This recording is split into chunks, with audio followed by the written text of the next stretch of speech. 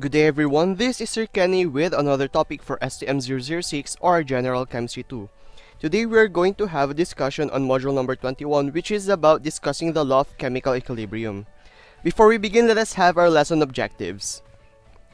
So by the end of this lesson, you can say that yes, I can determine when a system is in equilibrium, and then by further studying our module, I have included two more objectives, which are to express the dissociation of acids and bases to water in equilibrium constant form, and to determine the acidity or basicity of substances upon dissociation based on the computation. Before we go to our main topic, let us have a review on module number 18, 21, and additional information for module number 23. For module number 18, we have discussed that all chemical reactions are reversible. However, some may not appear reversible because of, una, the time it takes for the reverse of the chemical reaction to happen varies. Ibig sabihin, kung minsan, observable yung mga chemical reaction natin from reactants to products, pero yung reverse ng reaction na yon from product to reactant ay hindi gaanong observable. Kasi yung time na nagkakaroon ng chemical reaction ng reverse ng ating forward reaction ay paiba-iba or pabago-bago. Some may take very short time and some may take very long time. So kapag masyadong matagal or masyadong mabagal yung reverse ng chemical reaction, akala natin hindi siya nagkakaroon ng reverse reaction kaya sinasabi natin na irreversible. But all chemical reactions are reversible, pabago-bago lang yung kanilang time na magkaroon ng reverse ng reaction. Number 2, some reactions need to have the reactants to be fully used up before the reverse of the reaction to take place. So kailangan mo nang maubos lahat ng mga reactants, kailangan nilang mag-form into products bago magkaroon ng reverse ng reaction.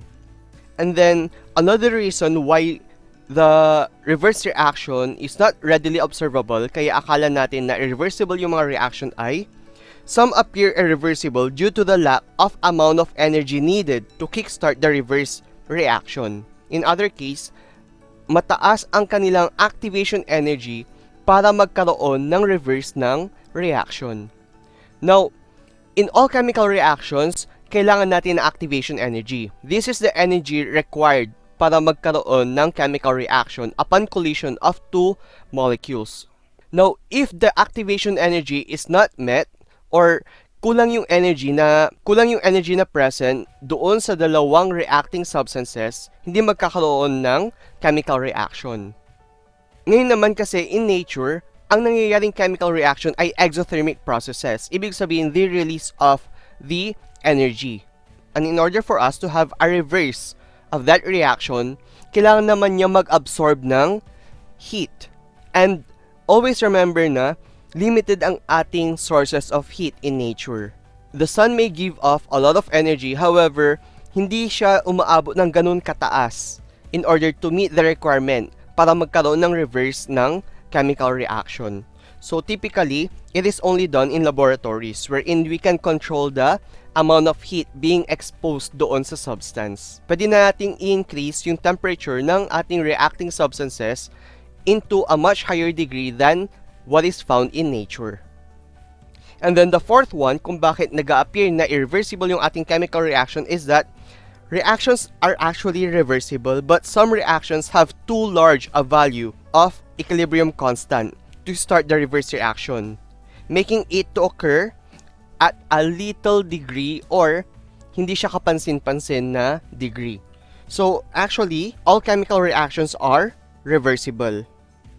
We have also discussed that chemical reactions are dynamic. Kapag sinabi nating dynamic, hindi siya nag-stop. For example, sa chemical reaction, from reactants to products. Ngayon naman, kapag nagkaroon na ng reverse reaction, the product will in turn become the reactant. Hanggang sa ma-reach na niya yung equilibrium. When we say equilibrium, pantay na yung amount ng reactant sa product. Now, kapag nagpantay na yung amount ng reactant sa product, it doesn't mean na mag-stop na yung chemical reaction doon. It only means na kung gaano karami na produce na product from the reactants, ganun din karami yung na produce na reactants from the products. So, ibig sabihin, continuous ang chemical reaction, yun nga lang, hindi na nababago yung total amount ng reactant sa product. Pantay na. So, that means chemical reactions are dynamic. And it means na kapag na-reach na ng reactants and product yung equilibrium, it will still continue to have a chemical reaction. Wala nga lang net changes between the reactants and the products. Chemical equilibrium, which can be referred to as Kc, K for constant, C for concentration, is equal to the K forward over the K reverse. For example, ito ang chemical reaction natin, H2 plus O2 to produce H2O. Our forward is our product. Our reverse is our reactant. So by writing this down, we will have K product over K reverse, which is in turn, we can write it down as H2O over H2 and then O2. So that is how we write our expression for the chemical equilibrium. Next, let us have a review on module number 1920, which is about Le Chatelier's principle or the equilibrium law. So Le Chatelier's principle states that when a system experiences a disturbance, such as changes in concentration, temperature, or pressure, it will respond to restore a new equilibrium state. So, ibig sabihin dito sa Le Chatelier's principle, kapag ang isang substance or kapag ang isang chemical reaction ay nakapag-undergo na ng equilibrium at nagkaroon ng changes or disturbances, may it be changes in temperature, changes in concentration, or changes in the pressure, it will try to achieve a new form of equilibrium. For example, sa concentration. In the concentration, let us have the three lines in this to represent the chemical reaction, which is written down here. So, SO2 will be our orange. So, this is SO2. O2 will be our white. And then, our product is SO3 or sulfur trioxide. Will be the blue one. Ngayon naman, kapag nag-increase tayo ng amount ng kahit na alin dito sa tatlong ito, magre-respond ang ating chemical reaction para maibalik yung equilibrium. So, for example, we are going to increase our amount of product, which is sulfur trioxide. So, yung amount ng product natin, dadagdagan natin. So, magiging ganyan na yung line niya, tumaas. Okay? Now, dahil tumaas yung amount ng product, what will happen is, nawala na yung balance ng ating product sa reactant. So, ang mangyayari, kung sino yung mas mataas, siya yung mag-adjust papunta sa doon sa mas mababa. So, mas mataas ang ating product. So, the reaction will favor the reverse reaction kasi mas mataas yung product, mas konti yung reactant. Kaya, in order to balance it out, mag-a-adjust si product na bumaba para tumaas yung amount ng reactant. So, what will happen kapag nagdagdag ka ng SO3? What will happen is that all the other reactants will adjust at sila ay mag-increase din.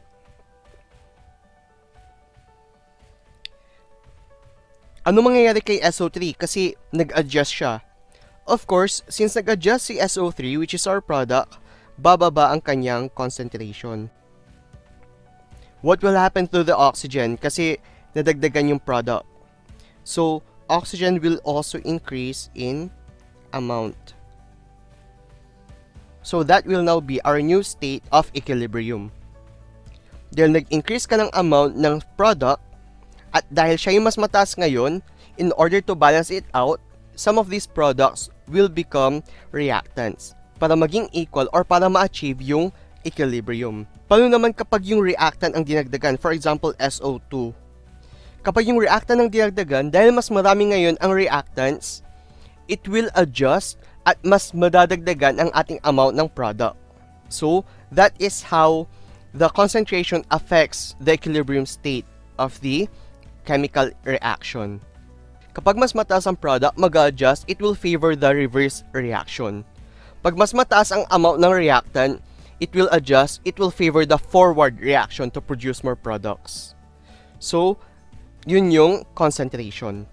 Now, what about changes in temperature? Kapag sinabi nating changes in temperature, nakadepende yan kung ang chemical reaction natin ay endothermic or exothermic. Now, in this case, sa ating chemical reaction dito, this is exothermic. Paano natin nasabi na exothermic? It is because the change in enthalpy of heat of the reaction is in negative form. So, naka-negative dito. So, since negative siya, it is exothermic. Kapag changes in temperature, nakadepende yan sa ating unit if it is positive or negative. Pag increase in temperature, tapos siya ay endothermic, then that means ang mangyayari kapag nag-increase ka ng temperature ay it will favor the forward reaction. Same case din yan kapag pareho sila na decrease in temperature tapos exothermic, then it will also favor the forward reaction. Okay? So, kapag increase in temperature at endo siya, pareho sila na positive or pareho sila na nag-increase, then the chemical reaction will favor the forward reaction. Kapag bumaba yung temperature pero exothermic siya, forward reaction pa rin. Magiging reverse reaction lang siya kapag mag-opposite na. Kapag increase in temperature and exothermic siya. So, this one will favor the reverse reaction. Same yan kapag bumaba ang temperature natin at endothermic pala siya. So, this will favor also the reverse. What about pressure changes? Sa pressure changes, titignan muna natin yung bilang ng mole sa bawat reactant or sa product side.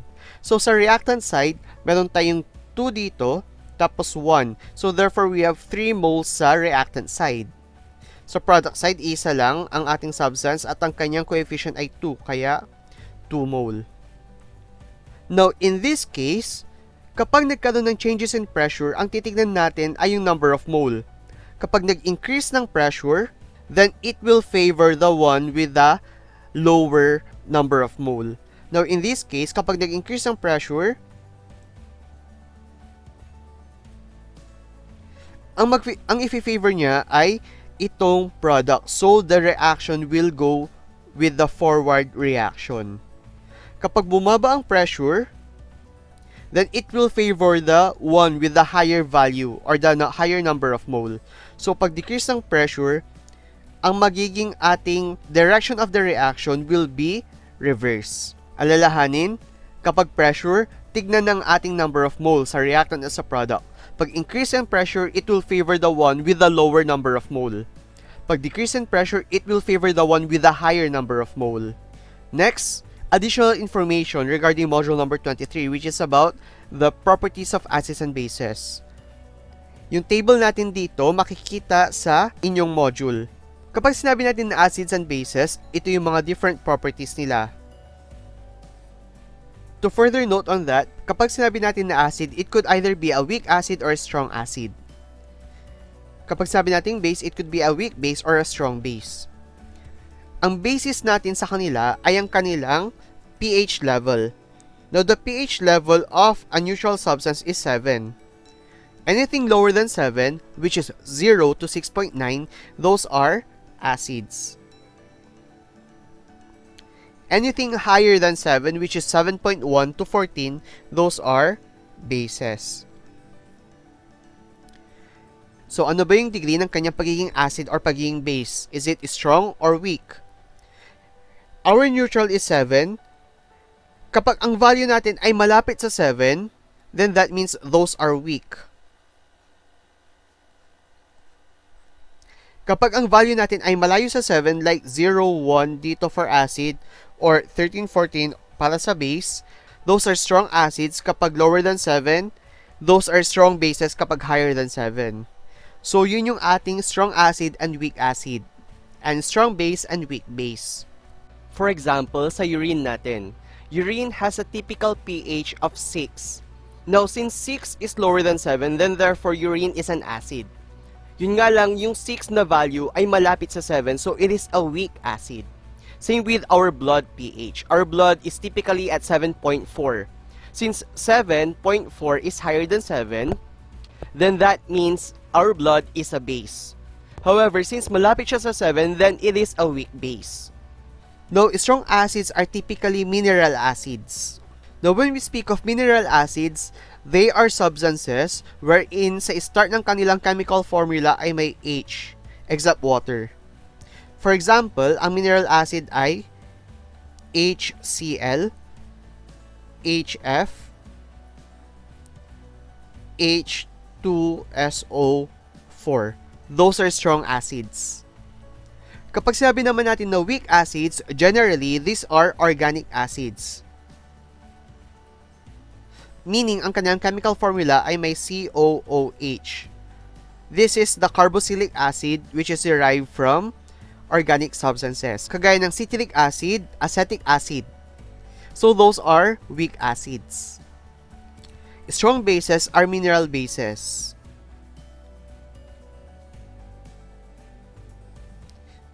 When we say mineral bases, sila yung may mga OH sa dulo ng kanilang chemical formula. An example of a mineral base is LiOH, CaOH, MgOH. When we speak of weak bases naman, they are typically organic bases. So when we say organic bases, sila yung may mga NH group sa kanilang chemical formula. An example of this is NH3. Yung N kasi ang nagpapa-base dito sa ating weak bases. Kaya, those are examples of organic bases. Now, let us try to classify the following compounds as a strong acid, weak acid, strong base, or weak base. Now, letter A, meron siyang OH na group dito sa kanyang chemical formula. So, it is a strong base. For letter B, meron siyang COOH sa dulo. So, it is an organic acid. So, this is weak acid. For H2SeO4, meron siyang H dito sa umpisa. So, it is an acid. So, this is a strong acid kasi may H sa umpisa. For letter D, meron siyang NH group dito sa dulo. So, this is a weak base. So, that is how we classify a substance based on its chemical formula kung siya ay strong acid, weak acid, strong base, or weak base. Now, let's go to our lesson proper. Of course, review pa rin kasi halos pare-pareho yung ating formula or computation. Now, this is our reaction. Aluminum hydroxide will react with carbon to produce water, carbon monoxide, and aluminum metal. So, Kc is K forward over K reverse. It is the same as the K product over K reactant. So, ngayon naman, isusulat na natin yung kanyang equilibrium constant expression. So, K product, ang product natin ay nandito. So, it is H2. Kung ano yung kanilang coefficient, nung binalance nyo siya, yun yung kanilang magiging exponent. For hydrogen, 3 ang kanyang coefficient, kaya 3 ang kanyang magiging exponent. Next, carbon monoxide. Ang kanyang coefficient ay 3, kaya 3 ang kanyang exponent. And then lastly, aluminum. Yun nga lang kasi we have already discussed na ang kasama lang dito sa ating equilibrium ay yung mga gases and aqueous solutions. Hindi kasama ang solid or ang liquid na kung saan sila ay pure liquid. Kasi uniform na yung component nitong mga to. Samantalang yung gases at aqueous solutions, sila yung may mga varying amounts ng concentration, kaya sila lang yung kasama sa ating equilibrium constant expression. So that means we are going to disregard aluminum. Next, reactant, aluminum hydroxide.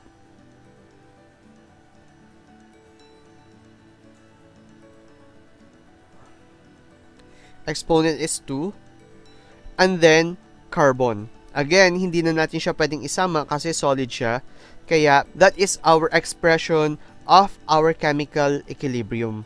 Next, what about dissociation of acids? Now, K is for constant, A is for acid, so Ka.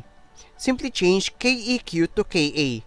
So, this will become Ka is equal to Kc, which is in turn equal to product over reactant. The product here is hydronium ion and A. HA kasi, H stands for hydrogen. Kasi di ba kapag acid, kadalasan may hydrogen sa umpisa, or kapag siya ay weak acid, may COOH sa dulo. So this is hydrogen, A is for acid, and then it will react with H2O, which will dissociate or paghihiwalay niya yung components ng acid into hydronium ion or H3O plus the acid conjugate or the conjugate acid. So this will become H3O plus or positive, and then our conjugate acid over HA and water. Yun nga lang kasi, in a chemical reaction involving aqueous solutions or liquid forms, water is constant. Now, because of the concentration of the solvent remains essentially constant, hindi nababago yung sa water, we can incorporate it into the equilibrium constant. So, this one will give us Ka is equal to Kc H2O is equal to H3O positive, the conjugate acid over HA. Now, this is kapag ang ating pinag-uusapan ay ang acid at water or dissociation of acid. Next, what about this one as an example? Diretsoin na natin siya dito sa ating pangalawang computation. So, in this one, it will become Ka is equal to Kc H2O. Ihiwalay natin siya agad kasi pwede na natin siyang i-incorporate sa ating constant. Is equal to H3O positive, the conjugate acid all over our acid, which is HCl. Now, before you proceed to any of this equilibrium constant expression, you must always make sure that our chemical equation is balanced. What about dissociation of bases? Pareho lang siya sa acid, ang pinagkaiba lang dito ay yung letter. Kanina, it is Ka kasi acid, ito naman Kb kasi base. So, dissociation of bases, it is Kb, B for base, is equal to the equilibrium constant, and then yung water, incorporate na natin siya agad sa ating constant.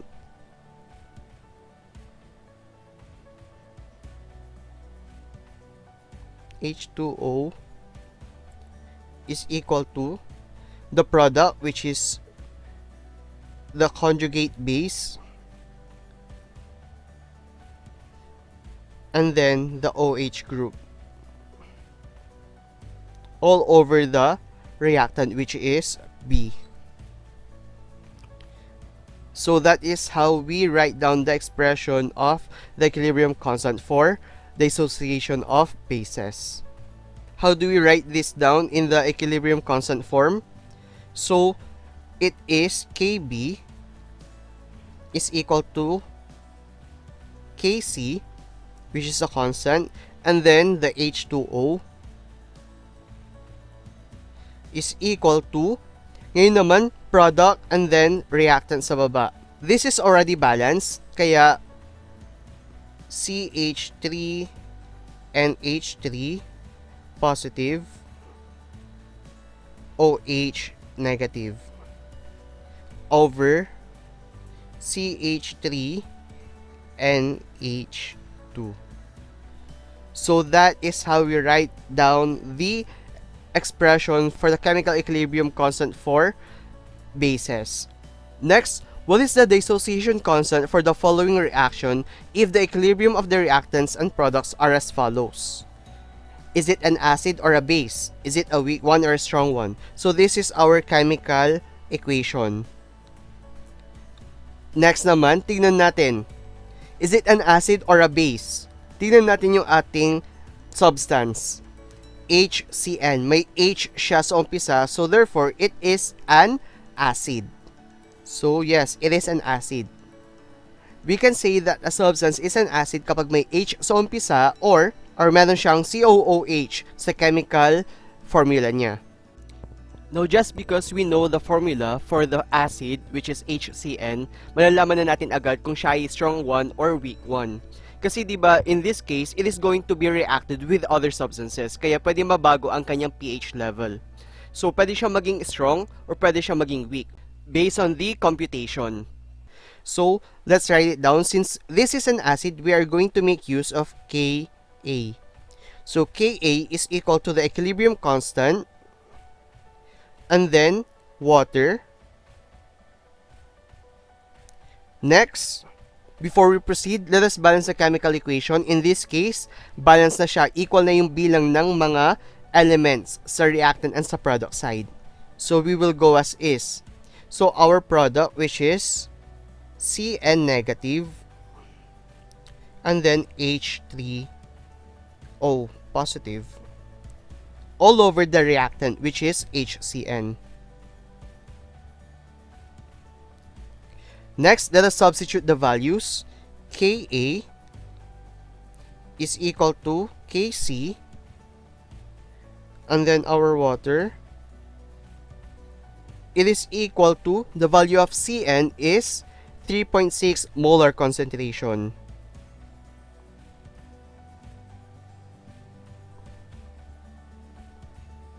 Now, sa inyong module, ang nakalagay doon na unit ay mole over decimeter or cubic decimeter. Or, yung nakita ko sa module ninyo, it is mole dm negative 3. Negative 3 only indicates that it is a denominator. So, it is written down as this one. Now, mole over dm or cubic decimeter is the same as mole over liter, since cubic decimeter is equal to liter. 1 cubic decimeter is equal to 1 liter. Now, mole over liter is the unit for the molar concentration or yung capital letter M. So, pareho lang ito sa inyong module. So, this is the value for our Cn. And then we are going to get the value for our hydronium ion, which is 2.1, over the value for cyanic acid, which is 5.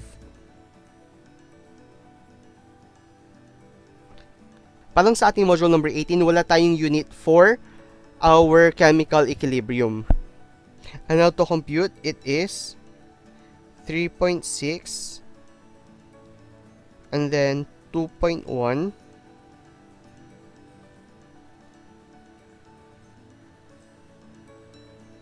divided by 5. So, ang lumabas ay 1.512. So, this is equal to 1.512. Ngayon naman, i-compare natin yung nakuha nating value sa 1. If our computed value, or if Ka is greater than 1, then it is a strong acid. If Ka is lesser than 1, then it is a weak acid.